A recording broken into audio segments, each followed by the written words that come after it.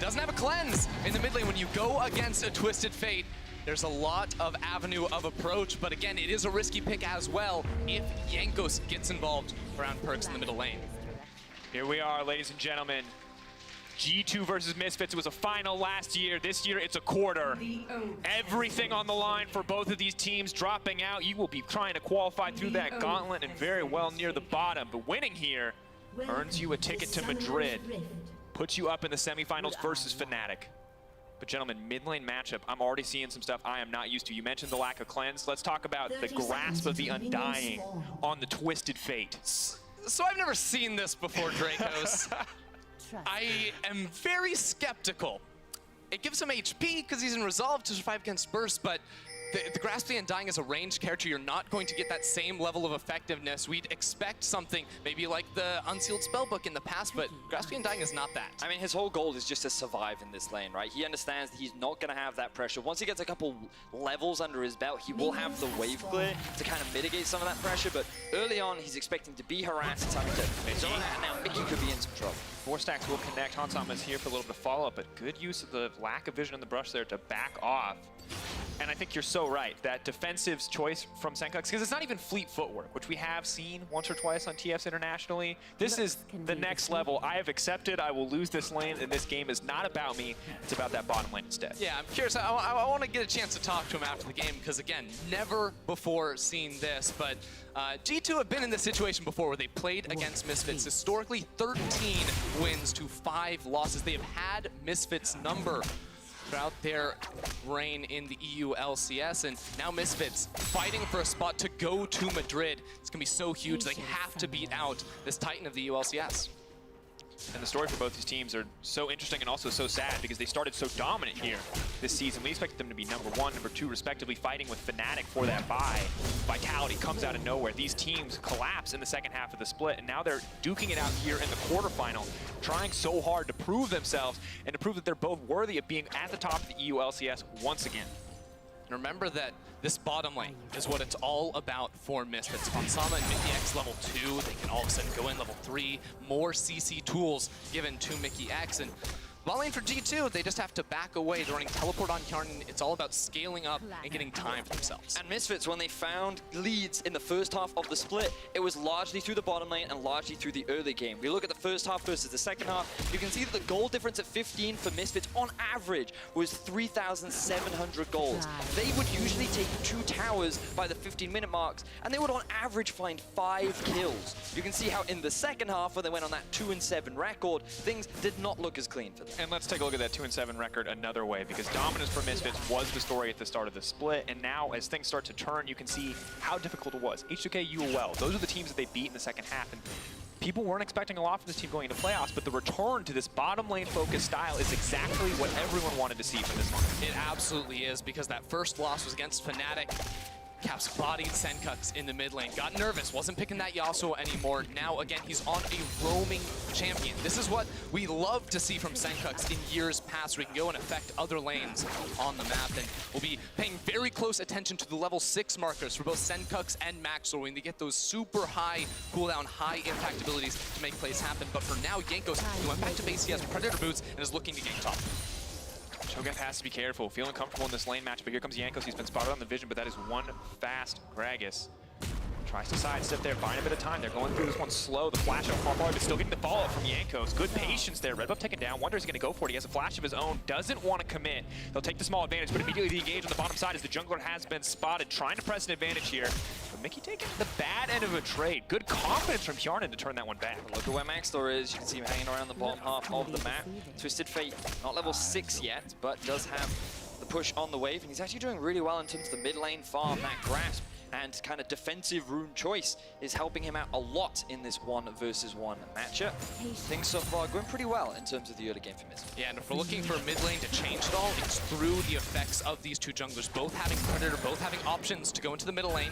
Maxwell's just here to help Senkux push this one out, but you'll notice he got control over both Scuttle Crabs. Jankos went for a little bit of a harder clearing route where he was able to go back very early and get those Predator boots, and he got the flash. Now he just needs to repeat top lane for Wonder. Otherwise, this is just going to put him in a solid deficit here. You can see the difference in jungle CS, 34 to 20. Will be 24 shortly as Jankos clears out this camp, but that's the trade-off. You're so right, Ender. Will we see the rinse and repeat topside? Because Maxlor's getting ready. They both have Predator, and level 6s, as you mentioned, being crucial. Well, they're right around the corner for both these junglers. I'm really excited to see who makes the first move in this matchup. Many of the analysts were kind of split in their expectations. On paper, G2 looked like the favorites. They had a better second half of the split relative to Misfits, and they've looked good comparatively, especially even in their losses in the tiebreaker. Those are some very close tiebreakers, and in many instances they were close to coming back to those games thanks to some very impressive team fighting, some really great individual plays. But Misfits always have that surprise factor when they always show up the most, and especially in a best of 5 where they can adapt as the series progresses. It just leads to a very exciting best of 5. Yeah, and right now Maxlor's walked over so much vision around this top side of the map. It really just shows you how much stock G2 put in both Wunder and Perkz trying to keep them safe. And he doesn't know that there's actually a control ward here, so it's going to be very easy for Wunder to shove up on the top side of the map. And if they see Maxlor go up past that ward, Jankos is going to be there for the counter and look for that 2v2. Now, I do want to just plant the seed that a gank top lane for Misfits would not be that unsurprising, because one of the things we used to see a lot of, especially against Gangplanks, is a dive onto him, because he can't really do much in a 2 versus 1, and once how far he gets his level 6, he actually has a lot of kill threat, and right now he is chasing onto Wunder. He has the timing at level 6 doesn't need anything else. I don't think Wunder saw it coming. I don't think he knew the level 6 was right there. Immediately the use of Feast to secure first blood. This has happened before. Alfari getting solo kills against Wunder in the top lane of matchups. You just don't expect it to happen. This is the thing. It happened in the same way when G2 came back from Rift Trials. People were like, this has got to be the best team right now. He walks into that top lane matchup as Gangplank. Solo dies to Mundo. It's happening again here in the quarterfinals. G2 have to be a little bit shaken up. And the most frustrating part for G2 on this side as well is G2 had Jankos actually recall right away. Wunder sticking around without support from his jungler, and Maxlor's there to make sure there was no 2v2, it was just the 1v1. Now, Alfari managed to get level 6 off the AoE wave clear that he has from his E. The minions die passively around him. He takes the level up, gets the ulti one-shot, and finds an early kill in favor of Misfits. Now, his flash is nearly back up. G2 find themselves at a 1,000 gold deficit 7 minutes into the game. And this just gives more freedom for Misfits to look to play through bot side of the map further. Yeah, because right now it's almost a 20 CS advantage for Hansama over Yarn. And even with the Scuttlecrab Shrine here giving G2 full knowledge of what's going on, Misfits are starting the Drake. Remember how good the objective secure of a Kalista is, and the weakness right now of G2's bottom lane can't contest. And additionally, you're up against that level 6 Skarner. He was topside, he didn't burn anything there, so he has the Predator, he has the Flash, he is ready to go in if you misstep, and just using that threat to secure the Dragon. Ocean now secured for Misfits. Small gold lead at this point in the game, but already a solid start in the early game. Maybe not what we expect in the second half, but good to see them return to at least a little bit of that point. Misfits so far looking good, Senkers staying alive, and one of the things that we didn't talk a huge amount about, but when Senkers had success in the past was when he was on these roaming mid lane champions. You always think Galio, Aurelion Sol, Talia, stuff that can just clear out the mid wave and then look to play towards sides. Now, in the second half of the split, he was playing a lot of control mages. I said on PGL last night, I hated watching him play control mages. Azir, Orianna were never his specialty. But now on this Twisted Fate, not only is he doing extremely well in the lane, but he's hit level 7. And if we're going to see him roam, he has so many options. He can look to go top, he can look to dive bot, but as long as he's working with Maxlor, another early advantage can be gained to the side of this. And the important thing is that he's not playing to actually win mid lane. You notice his first recall was actually Mercury Treads. That is very much a defensive buy. He wants the movement speed to be able to close the gap and drop down a gold card when he does go into a side lane. So it plays into this idea that it's not about him winning mid, it's about him getting the rest of his team ahead. But also denying Perkz the ability to snowball. And I think that's the most important thing, because when you think about G2 and a lot of their success, it often comes down to either clutch plays from Perkz or him finding leads and bringing it to the rest of the map. And the fact that so far, 9 minutes into the game, he does have a healthy CS lead, but he hasn't been able to find anything yet. Now, I'm not going to start panicking. We saw Nuke yesterday in exactly the same boat. Once he completes his first item, though, that's when I want to see Perkz doing something on the map. And of course, for Perkz, this champion has been played by him this split. He was down 45 CS at 15 minutes last time he played it. So expectations for this man, 10 down, 10 minutes, you're doing fine. It's okay to go a little bit behind here. You did not set yourself up to win lane, as already mentioned. You're not hemorrhaging gold. It looks like Misfits are actually ready to play around the mid lane if necessary to stop Perkz from doing anything else. Yeah, this is something you'll see so often when a support goes back to base, return to the map, run past that mid lane with your jungler, and get full control over the river as you go bot lane. Comes the TF, immediately the gold card comes out. Deacon to block what he can. He's leaping back to safety. Enkles is here with a disengage. They're going to throw out the ulti. It only connects onto Skarner. Both sides are going to back away. The trade of flashes there from both sides. I like the roam up into the mid lane from Mickey. He wanted to just help Maxwell secure that vision of the river so they could look for that roam, but it was a little telegraph, which means Hjarnan saw it coming. He positioned in a way where he did still have to burn his flash, but he does get out with his life. And I think Senkux also just maybe went a little bit too early because Maxlor and Mickey X were not quite ready to make that play happen. You can see though up top side, if Wonder ever goes melee range onto Alfari, it's not good. Oh, Wonder not flash. good. Here's it gonna go. Is he gonna get it? Oh, nom nom nom nom nom. Gets Tasty it down. TP. And they get the bot lane tower as well. So much is going right for Misfits right now. This is not what you expected at all. Yes, playing around the bottom side is true, but Alfari just straight up solo killing Wonder twice in the top side is not the plan for G2. They're supposed to have the winning solo lanes, be able to pressure out and get the map advantage. But right now, just Misfits taking control seemingly everywhere. The 2 and 7 Misfits looking revitalized in this best of 5, and a lot of it is coming off the back of a second solo kill from Alfari. He has been the most consistent player of the squad so far this split, and finding a kill onto Wonder, who, if you ask many pros, would consider the best top laner in Europe. Alfari is doing it again and shutting him down. And as soon as Wonder turns around for the parlay, it locks him in animation for a moment. That guarantees the rupture to land by the Cho'Gath. At that point, the GP is just a dead man walking. And beautiful use of the Cho'Gath is a pick that normally we don't expect a ton from. Just kind of that tank, just kind of that body on the top side can obviously be very good, but these snowball performances have been few and far between this split. Good to see Alfari get this start, and Mickey looking to keep it running as they shift their pressure to the bottom side. Bot lane is up here now.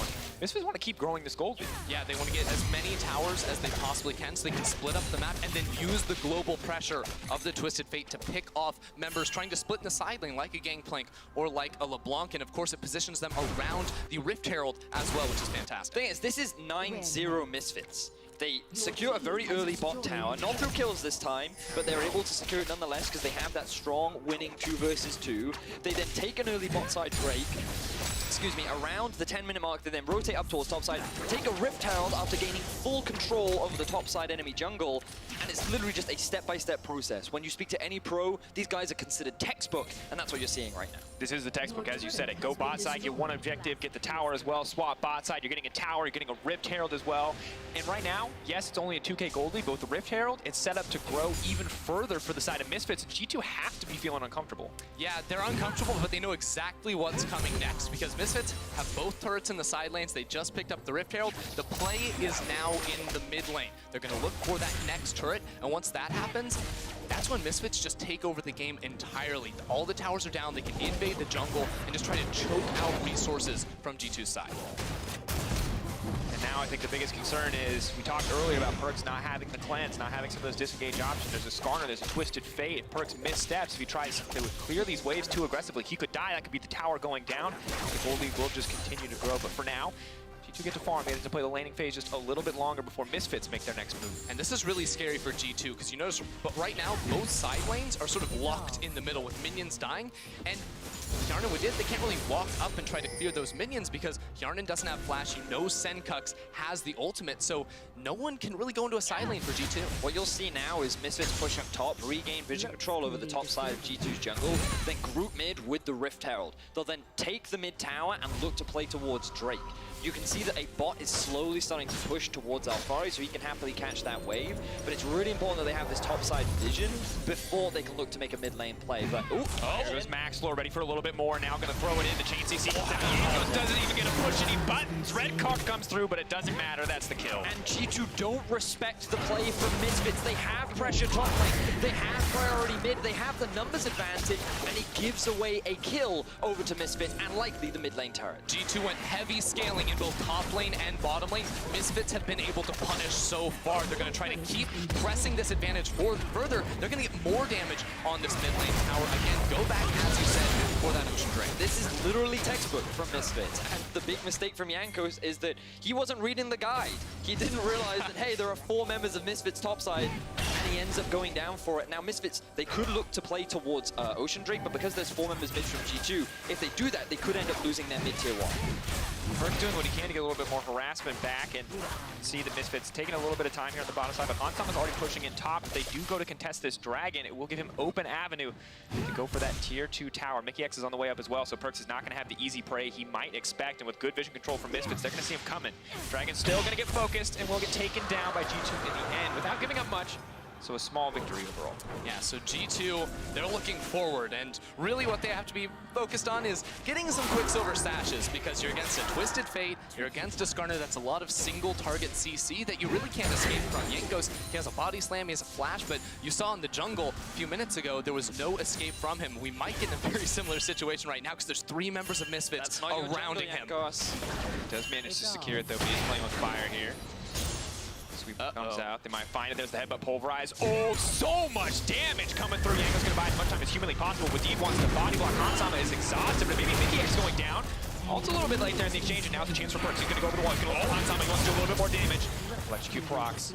Nullifying orb is there though to stop Hansama from bleeding out, but the ignite is so close. That was actually really nicely done from G2. Jankos, he was walking in to face check the brush, but the rest of G2 was ready. Wadid was behind him. They were anticipating some sort of pick inside the jungle, and while there were 3 members of Misfits there right off the bat, they were lacking that full 5-man to end up coming away with the kill. Now, note here the positioning of Misfits versus the positioning of G2. Jankos is cautious. He gets Canal Storm, but a good stopwatch buys time for Hyanan and Wonder to get in position, then Perkz to come in from the flank. This now becomes a 3 versus 5. Afari TP's in, but he TP's into the back half of the fight, and Misfits can't do anything to keep their support alive. Perkz does a great job of forcing Hansama out, and now that's a flashless and heal-less AD carry that Perkz will have his eye on coming into the next exchange. And Misfits are just so hungry to keep this snowball going. They want to close out this game. They don't want to give anybody a chance to scale in the late game. Not the GP, not the Kog'Maw. They do not want to let it happen, but now they're a little bit too aggressive. Giving up these small advantages may count against them. And you do not want to make mistakes against a composition that has a Gangplank and a Kog'Maw on the other side. That is some beastly late-game team fighting that, quite frankly, Misfits would struggle to go up against past that 30, 35, 40-minute mark. For right now, they have to focus on punishing side lanes, punishing G2 inside their jungle, and really using vision, try and bait a member like Perkz to step a little bit too far forward. He does manage to connect. They are going to chain the CC. He's got a Perkz. He's going to be able to push anything else. He's flashing for his life. He's running, but he pushes it again.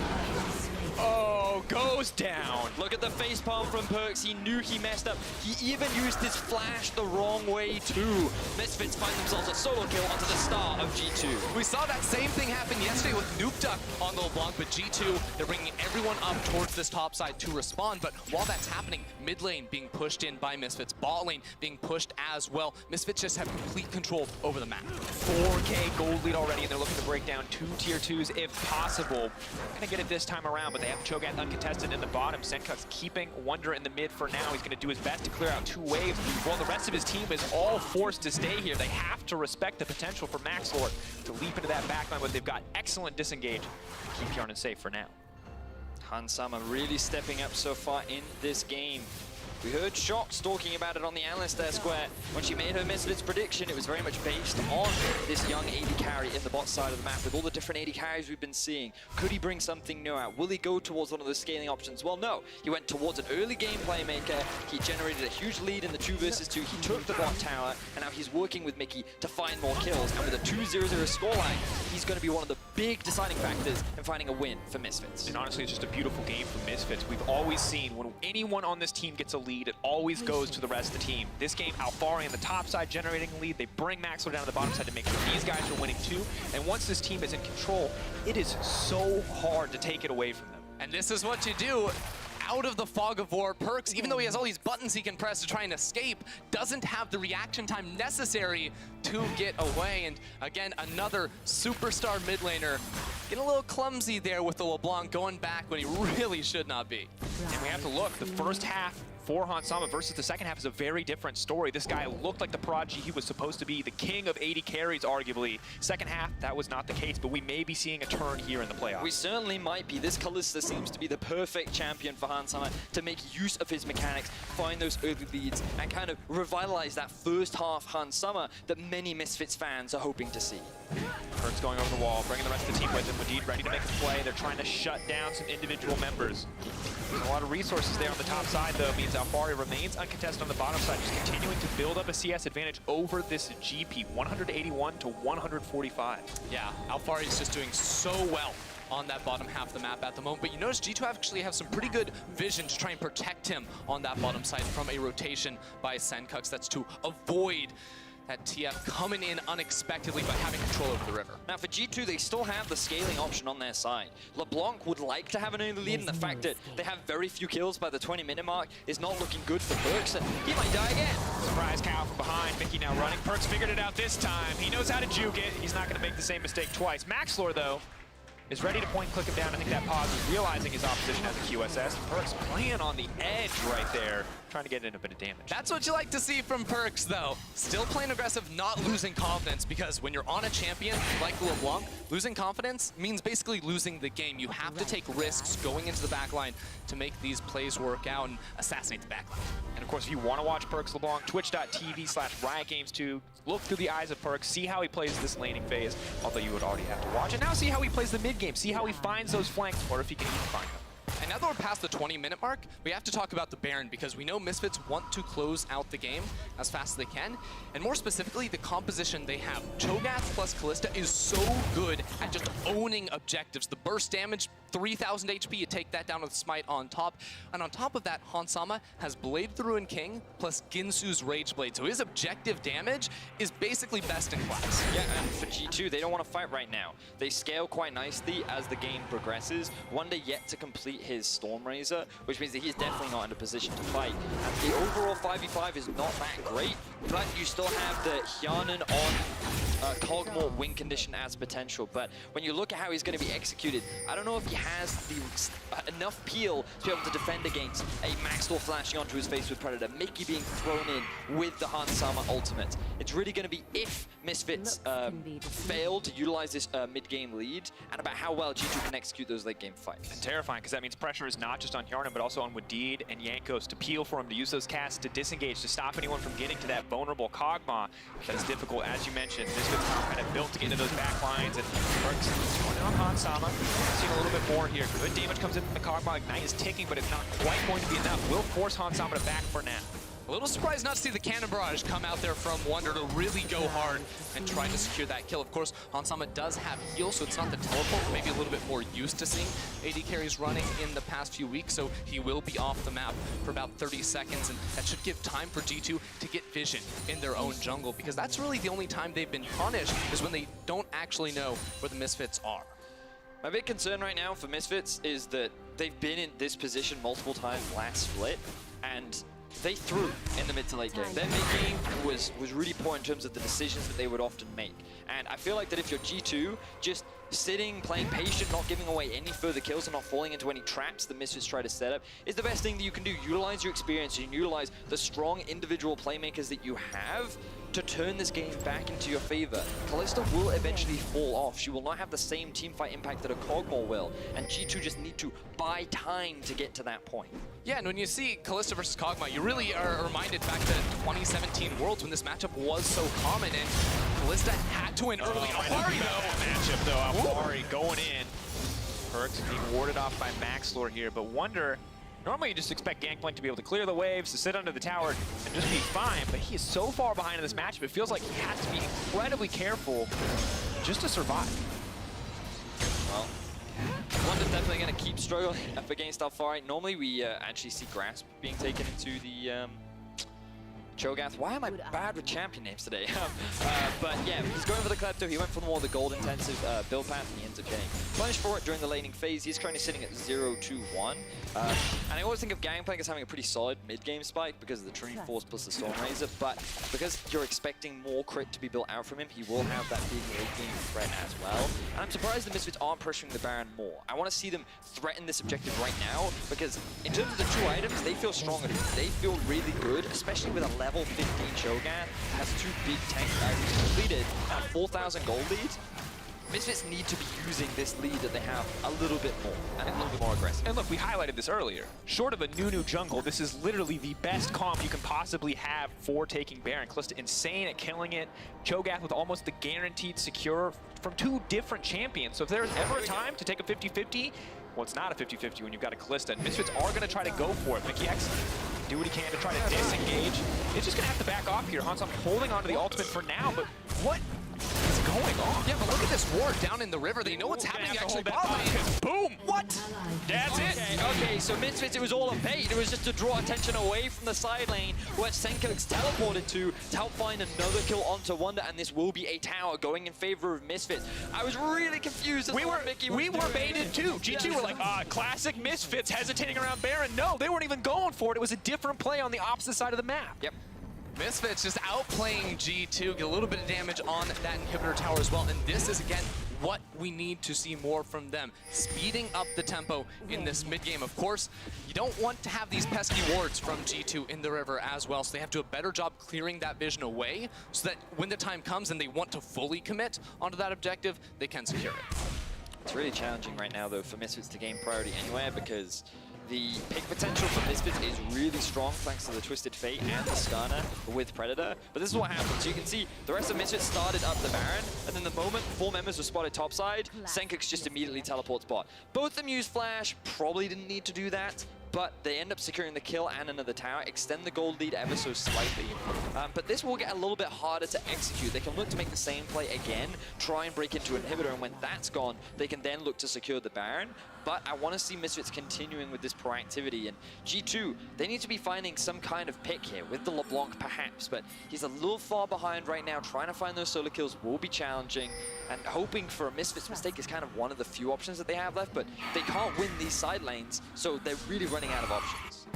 Things looking difficult, but the good news for G2 is that they have paid the Skarner tax on all of their primary carries. Gangplank, of course, with the move Scurvy, and now 2 QSSs in the mid lane and 80 carry position, respectively. So, don't have to be quite as scared of Maxlor. This is a difficult spot for the Skarner to be in now. He did a great job building up the team early on, but of course, limiting that champion's impact means that Gragas is probably going to offer more as we get later in the game.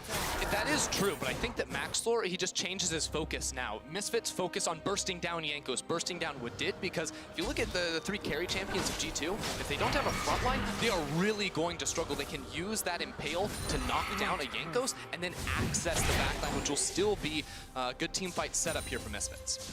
And G2 just playing so safe. You can see Yarn just throwing in the Bio-Arcane Barrage, just trying to rain down on that Baron, just to make sure that it's not started. And Mickey and Hansama just rinsing and repeating on the top side of the map. They are begging Perkz to leap into them so they can go for the chain CC. I just love that Senkirk is being kept mid lane while both the bot laners and jungle of Misfits are hanging around the top side of the map, because Senkirk then can be free to roam either top side or bot side, and just gives Misfits that much more priority and control over the Baron area, while Alfari just continues to Yeah, I was going to say, look at Alfari is miles ahead of the rest of his team, and it's that threat on Baron that lets him just walk up. He doesn't have to be worried about anyone. You send 2, 3 people down, they get a Baron. That is the trade Misfits are offering. They say, you can kill our top laner, we're going to take the big pill for Warm if you do. Exactly. Misfits, there's a Mountain Drake on the bottom side of the map, but they do not care. They just want to keep denying vision over this objective. Then the one time G2 think, oh, they're on that objective, they walk too far forward, the pick is found there by Misfits, but it's still such a tense situation because even G2 being down 5,000 gold can still punish Misfits if Hansama ever makes a mistake. Look at Alfari, he can't decide what to do. He's constantly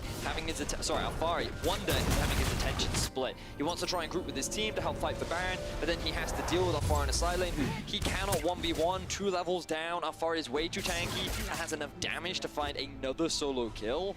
Misfits having so much control of the map, but now they can't afford to throw it. Last split, we saw this happen multiple times with bigger gold leads. And as the Baron gets started off, keep your eyes on the minimap and what Senkirk chooses to do. Keep your eyes on Jankos as well. Making out going to run. Can they take down Alistair before anything else happens? They know that the Baron has started. They must know they do not have the vision They're going quite bottom yet. lane. Now they're just going to commit bottom lane to look to grab an inhibitor. They might get the Baron as well. Are they going to hit their cake and eat it too at this stage? They've already taken down Wonder. Perkz needs to find a way into the pit. They need a miracle at this point if they want to get anything back. Can they do a 3K and drop it? Jankos taking it into the pit. Kalista secures it. Beautiful play from Misfits. Misfits own the map. They know exactly what to do. This Twisted Fate pick from Senkirk is just baffling the minds of G2. Misfits take them to pieces. We talked about it. Just keep your eyes on Misfits as keep your eyes on Senkirk as the Baron was getting started off, he didn't try to group up with his team. He utilized the pressure that he had on mid to give him options. And he said, do I join for the Baron? Do I look for a pick on bot? You know what? I'm going to help Alphari out once again, and we're going to get an inhibitor because the rest of our team can just disengage. We can just back away from the Baron, but they did not need to because Mickey does what Mickey does, and he zoned away the rest of the team. So beautifully done here from Misfits. They don't give away that there's two members on the Baron for so long. Alphari pushes up to the tower. No one from G2 can respond. And Senkux disappears for 1 second. They get the pick, and that puts G2 into basically free-for-all. They do not know where to be on the map once you're in this situation because no matter what you do, it's a loss. We talked about this matchup earlier in the week. We said, hey, this could be very G2 favored. The mid lane, Perkz is so strong. It has to be an advantage for G2, and Perkz is strong, but he hasn't been able to do anything this game. And on the opposite side, Hansama and Mickey, two guys we knew had the potential to go off, to carry this game, looked so weak in the second half of the split, but they are showing up here today. Yeah, I mean, now G2, they're up against this Baron buff. Already lost an inhibitor on the bottom side of the map. They have a losing side lane matchup. Alphari is taking it to Wonder. They have to play against the Globals. They look to force a fight. This is the best situation for them is to try and find a winning numbers battle.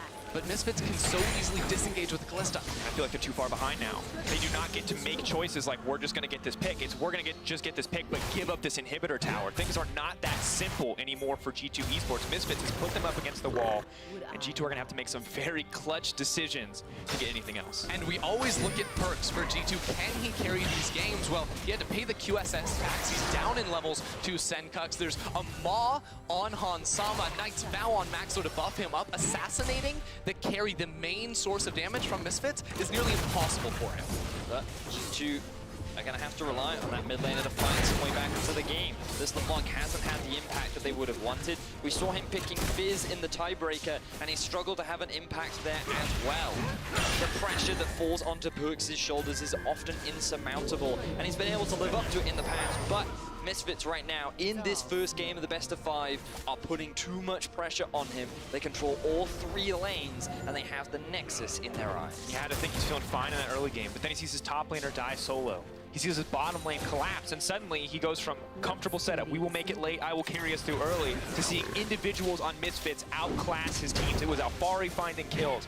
It was Misfits forcing those bottom lane dives, and right now they are looking unstoppable. It's just macro suffocation here from Misfits. It's not a high kill game. This isn't how Misfits typically won. They got a bunch of kills, and then they just blow the game open. No, it is controlled, it is calm, and it is precise. They know exactly where to attack. And call it textbook, and something you might have been described as. Now the ulti being used to keep an eye on Perkz and where he's off to. Alphari winning the game by himself, as he's done pretty much throughout this entire game. Misfits are losing to a split, or winning with a split pushing Cho'Gath at the moment as they port into the bottom lane to just buff up this split push pressure. Alphari doesn't even have a Baron buff on him anymore, but he's still inside the base and drawing multiple members of G2 down. This is terrifying for the side of G2. This is not at all how they expected the first game to go. So much of their planning has been thrown out the window now as they realize their vulnerabilities. Adaptation in Game 2 will be crucial. Perhaps a last desperation play here in Game 1 can turn things in their favor, but for now, it is a Misfits favored game, there is no doubt. And a reminder, the last time these two teams met in a best of 5 was the Summer Split Finals of 2017 in Paris. The crowd was going wild as G2 3-0'd Misfits. This battle wasn't even close. Now Misfits coming into this split are looking that much cleaner as G2 looks for a pick but can't quite find it because it's Hansama and Mickey on this Kalista-Alistar duo. Remember those finals, you remember Misfits pulling ahead in the early game, time after time, but G2 always bringing it back late game. Well, they're not spending Mythi anymore, but they're looking at Hjarnan and Wadid and they're saying, come on guys, bring it, we can do this, we can get to those late game fights. Hjarnan has shown us, he's shown us those 8-0-8 Varus games, we know he has the potential, but are they gonna find the setup? It's gonna be hard, they need time, but it's not like Hjarnan and Wadid played poorly in this game. They drafted themselves into a really tough matchup. They didn't die. They're still deathless at 33 minutes in, even against a super strong dual lane of Hansama and Mickey X. It really was just Misfits' great play around the map and great draft, knowing just how to use this Twisted Fate that have given G2 very few options other than just keep looking at their watches and wait for that game timer to reach 45 minutes. But you brought it up. 35 minutes 40 was what Vedius quoted us early. Yes, the QSS has set them a little bit behind, but this is where we expected G2 to maybe start being able to claw back. Now, I don't think you expected an 8K gold deficit, Vedius, but this is at least a good sign for Perkz that Misfits have struggled to close this far. Well, Baron spawning in a minute and a half. For now, Misfits are conceding vision as they know that they'll be able to reclaim parity, but they might actually be looking for a pick onto Hansama. Ulti from Twisted Fate was used. They have to be careful. full vision. Uh-oh! They have to be careful. Yarn is a double man knockup. Platform from Max was a little bit awkward there, but does manage to pull through in the end. Now Zentrix is on the backside. G2 running for this live. TP on the backside. Alfari in the middle of everyone. That is one unkillable Joe gap. The side steps are going to secure their safety. Hansama now running as Perkz tries to find his way to the backside. Max Lord busts out the ult. He says, hey, one more for you, baby. But Perkz gets out, but not for long.